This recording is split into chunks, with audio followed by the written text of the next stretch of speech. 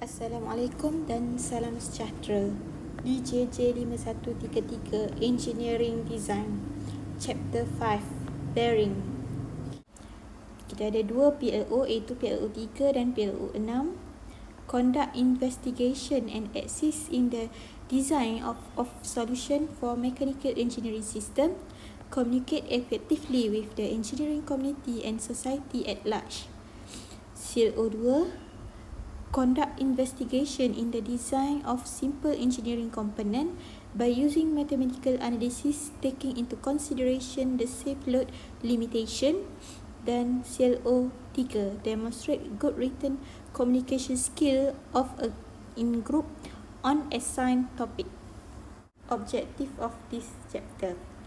Dalam chapter ni kita ada 3 topik, iaitu 5.1 rolling contact bearing, 5.2 design life bearing dan 5.3 procedure of bearing selection. Kita tengok dulu function of the bearing.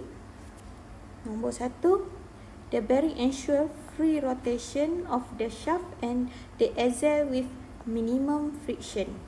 Maksudnya bearing ni akan pastikan shaft ni dapat berputar tanpa sebarang halangan ataupun minimum friction. Second, support the shaft or the axle and hold in the correct position. Maksudnya bila bearing in shaft, bearing ni akan pegang dan pastikan shaft ni bersambung dengan motor dengan position yang betul. Yang ketiga, bearing takes up the force and act on the shaft or the axle and transmit them to the frame or foundation. Kita tahu kat sini ada shaft, kat sini bearing, dan bearing ni akan dipasang pada frame. So sebab tu dia ambil transmit dari force dari sini, dia transmit ke bearing and then transfer dekat frame. Bearing ni kita boleh classify into 2 categories, which is radial bearing, support the load which is perpendicular to the axis of shaft. Sini ni shaft, and then ni bearing perpendicular.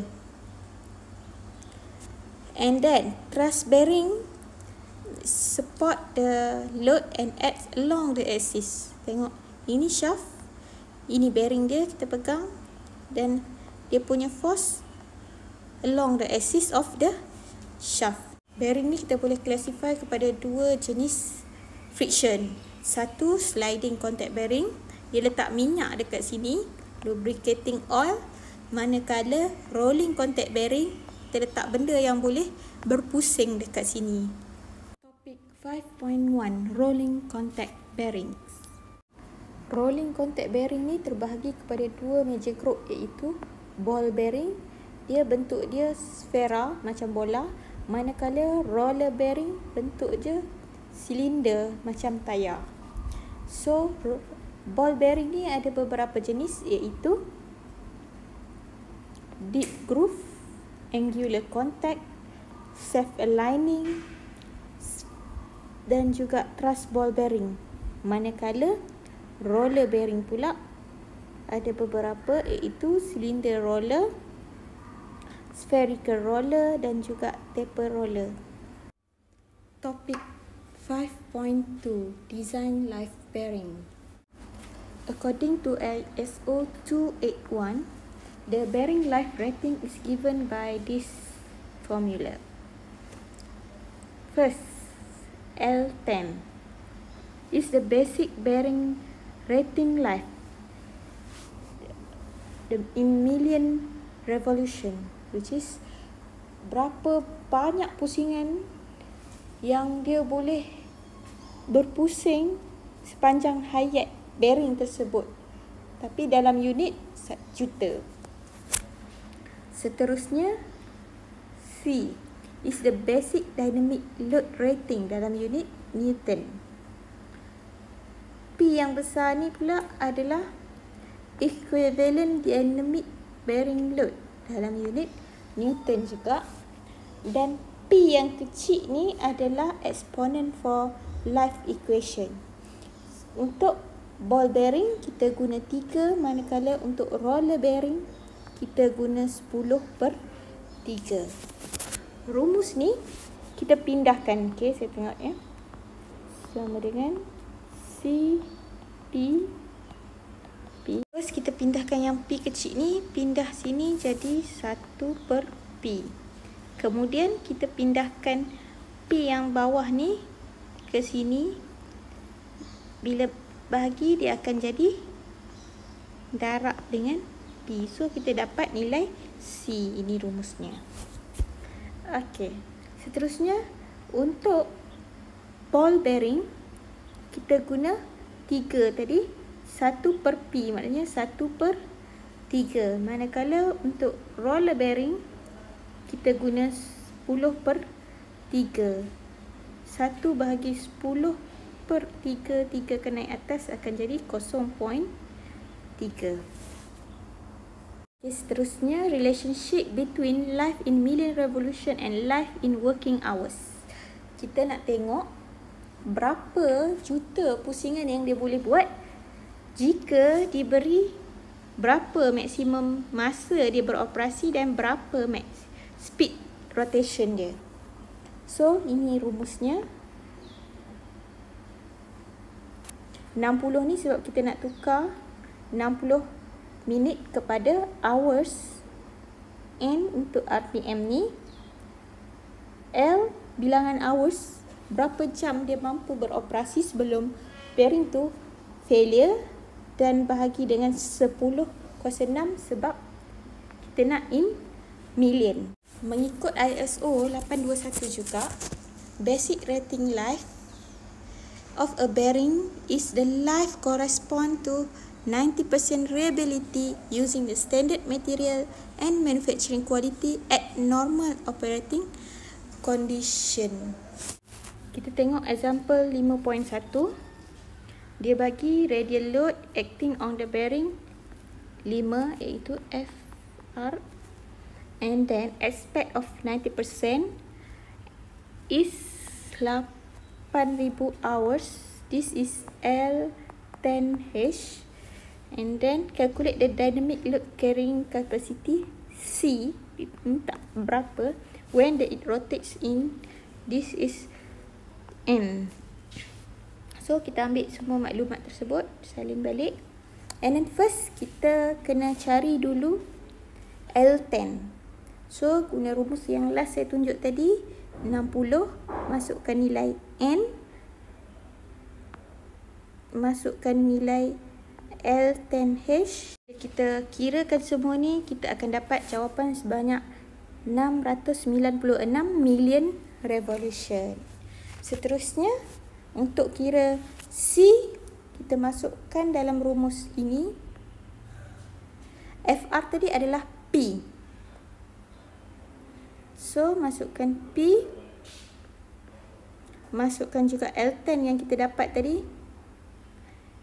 Seterusnya, kita tengok dia adalah ball bearing. Bila ball bearing, kita guna 1/3. Dan ini adalah jawapannya, 44 kilo Newton. Example 5.2. The dynamic load capacity dia bagi 26 kilo Newton iaitu C. The desired load 90% of bearing is 8,000 H iaitu L10H. And then seterusnya 300 RPM iaitu N. And calculate the radial load and the bearing can be carry out. Radial load tadi apa? FR adalah P. So seterusnya kita ambil balik semua maklumat yang diberi. Dan step 1, first kita tukarkan ini dengan ini ke bata L10 dulu, masukkan nilai dan anda akan dapat 144 million revolution.